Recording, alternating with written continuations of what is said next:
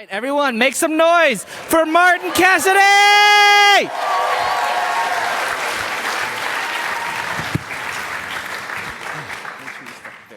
Okay.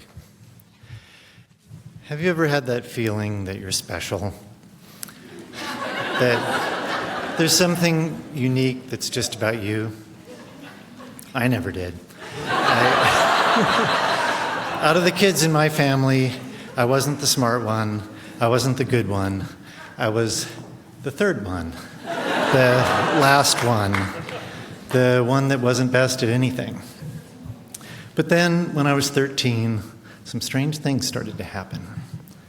It's 1978, Eugene, Oregon. Half the teachers at my junior high school are hippies, and my favorite class is called Mysteries of the Mind. We're learning about near-death experiences and the collective unconscious, and this idea that there's a spirit world out there, and if you have the right kind of sensitivity, you can communicate with it. And then one day this Indian guru comes to town, and my sister Maureen and I go and see him. He talks about Kundalini energy and how there's this power inside us that you just have to have awakened. After the talk, the guru is walking out, and he stops when he comes up next to me, and he reaches out and he touches me right on the third eye. And then he walks out. He doesn't say anything. He doesn't interact with anybody else. And all these adults are looking at me like, who is this kid? And I'm thinking, did he just awaken something in me? So the next day, I'm at a garage sale with my brother and sister, and there's this board that's got letters and numbers and a sun and a moon, and it says, Ouija, Mystifying Oracle. I'm very drawn to it. My sister's intrigued as well, but our brother Tom, who we also call Mr. Spock, he's not into it. He's much more interested in the stack of popular science magazines. But we bring it home, and the next night when all of our friends come over, we break it out. And we sit in the light of the fireplace, and two at a time we take turns placing our fingertips as gently as possible on the planchette, the little heart-shaped plank, waiting for it to move. And nothing happens. Tom, my brother, decides it's boring. He sits on the couch and starts reading his book. But then it's my turn. Is anybody there, we ask? And all on its own, under my fingers, the plank starts to move all the way over to the corner of the board that says, yes. I feel a tingle up my spine. We all lean in and we say, who are you? And then the plank starts to move, slow at first and then faster, and it settles on one letter and then another letter. Maureen grabs a piece of paper and pen and starts writing it all down, and we all chant out the letters as they come out. D, D, F, I. Didfi? Is your name Didfi? Yes. Where are you? E, N, P, Y. NP? You're in a place called NP? Yes. So then everybody wants to get involved. We swap people out, but it goes mute. Put Martin back in, someone says. He seems to be most connected to the spirits. And it's true, once I have my hands back on it, it starts to move again, and now it starts moving faster and faster, and soon it's flying around the board and spilling out all these sentences.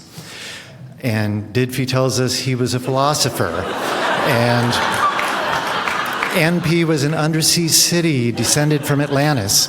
Cousteau will discover in 1981, he says, but scientists will not believe. Our dog Rippy comes and smells the board, and someone says, is Rippy magical? It is possible, Didfi says, but highly unlikely.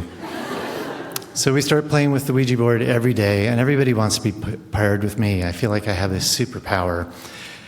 And one day, a friend of mine, she takes her hands off the plank while it's moving, and it just grinds to a halt. It stops dead.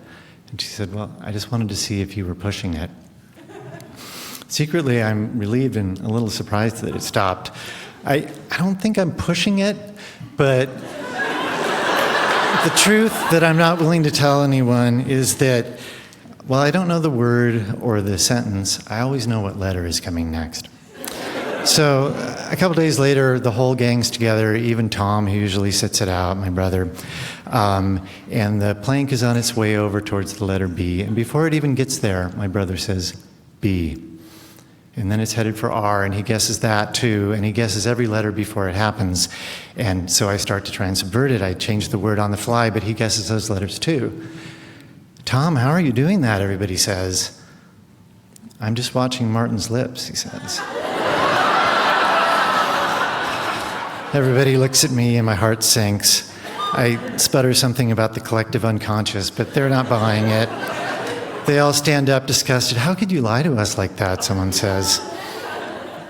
After that, we never touch the Ouija board again. We don't discuss it. I guess they all forgive me or maybe forget. I certainly tried to forget. I grabbed the whole stack of notes and threw them on the fire. But apparently I didn't find them all, because the other day in the basement I found some of those notes.